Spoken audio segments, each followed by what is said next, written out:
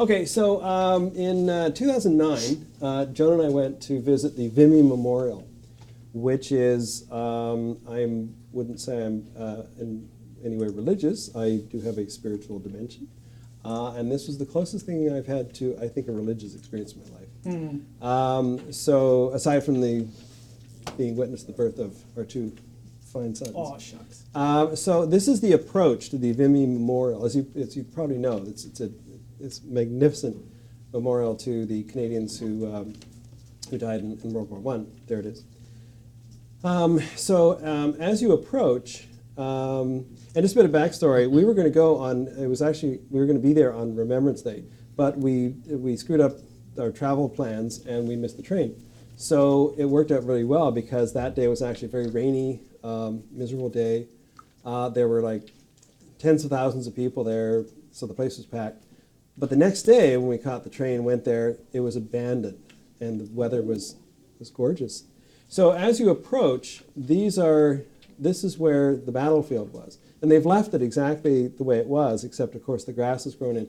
But this sign says that there's unexploded ordnance there, so you're not allowed to walk off the path. Next. So this is what you see as you walk by, like stands of pines and maple trees. It's off in the distance. Next. And there it is. This was designed in the 20s by an artist named Alward. It took many years to actually build, to construct. By the way, the maquettes, for those who are able to go to the War Museum in Ottawa, the maquettes, which are the plaster models for this, are all there. You can actually see them. So all the figures on this memorial are twice life size. Next. How tall is the memorial itself? I'm not exactly sure, but I'll show you in a minute to get a sense of the scale. Pretty big. Next. And what I found fascinating too was you look past these enormous allegorical figures, and there's a colliery in the distance that has been active for hundreds of years. What's a colliery? It's a coal mine. Oh. And these are the tailings from the coal mine that just... and I just found it just recently that they have actually reclaimed these and they've turned them into hiking trails and you can ski in them in the winter and so on. It's really weird. But what struck me was that the Canadian soldiers who were there, they saw these very same mounds of coal mine tailings. Next. So that'll give you an idea. That's Joan. I'll give you an idea how big these figures are. And then all around the base are next. People, again, this is the day after Remembrance Day, so there were a lot of poppies. These are mostly British people, so they're slightly different poppies than the ones that we're familiar with here. Next. So all around the base are the names of, I believe it's like 11,000 Canadian servicemen who perished during the conflict. Vimy, the Battle of Vimy Ridge is notable because it was the first time that all 4 Canadian divisions were under Canadian command, and they were successful in achieving a goal that had been eluded the Allies until that point. Next. So it really bears remembering, of course, that it was in combat until relatively recently. It has been young men who have made the supreme sacrifice. But of course, women had a great deal to do with the war effort. And just a few months ago, I did an illustration for the Globe and Mail of, the illustration was for an article, a review of books about the heroic exploits of women during the Second World War. And so there was one about the Night Witches, who were Russian bomber and fighter pilots who terrified their Nazi counterparts because of their remarkable skill and courage. Another book was about Secret Service agents who were parachuted into occupied France, and the work, the very perilous work they did there. And then, of course, also journalists and photographers who documented the war and reported back. So when I did this illustration, I thought, I could make these, it was a generic illustration, but I thought, I want to honor not just these women, but also the three most important women in my life.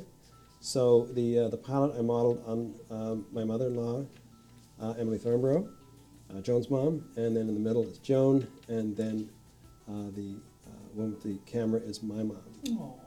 So that was one of my, I think, one of the best things I've ever done. I'm Bunch very of cool gals. enormously proud of that. All right, next.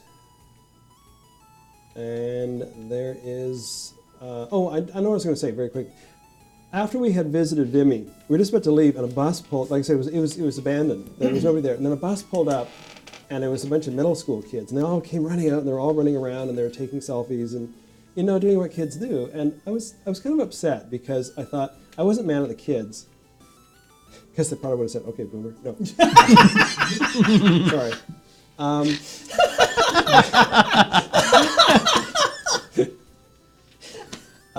I was kind of annoyed at the teacher because I thought the teacher would have prepared these, and they're French kids, and I thought, maybe you might have told them that this is a memorial to like many thousands of young Canadians, not much older than they are, who came here and gave their lives, gave their, for your tomorrow, they gave their today. I mean, my teacher gave me, I've been to Vimy, right? Yeah.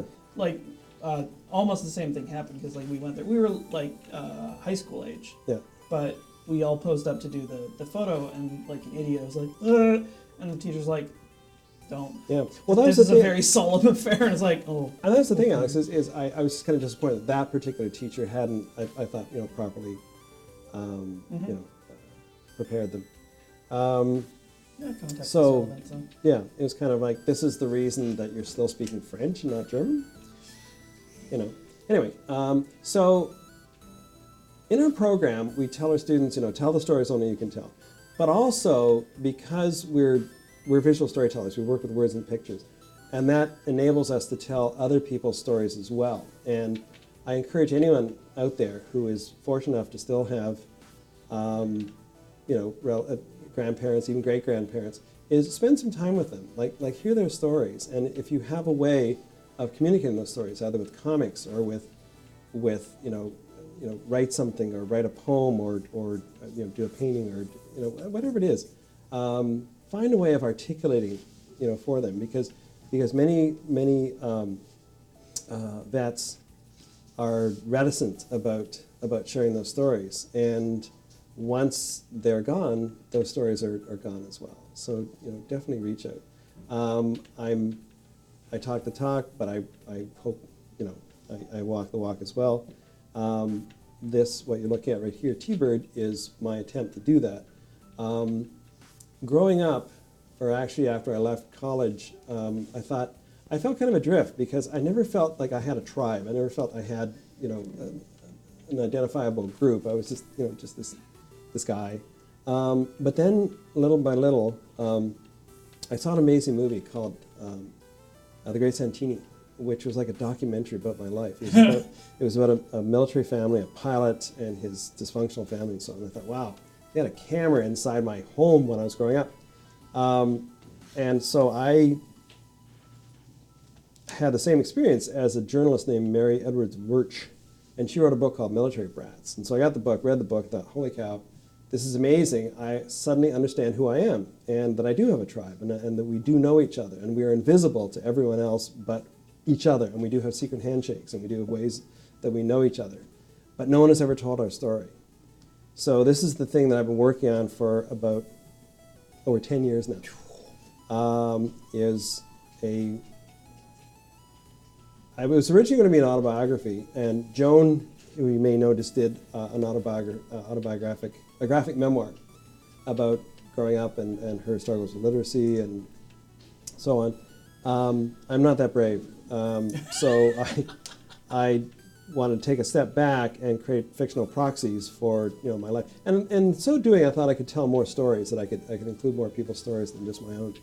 So anyway, so keep an eye out for this in the next 10 years sometime, I guess. I have been speaking with the War Museum in Ottawa, and I pitched the idea of doing a show of some kind about military brats. And they were receptive to the idea, so something may happen. I certainly hope so. But also, if you know any brats, do reach out to them. I found that we fall into two relatively distinct categories: those who embrace the life and were, strengthened and perhaps even ennobled by it, but the others who were quite damaged by it. And so there are many issues or many wounds that still must be healed. And I think by telling those stories and sharing those stories is a way of doing just that. Okay, so there you go. Thank you for listening, everyone. Thanks for sharing that, Kent. Yeah. Alrighty. Okay.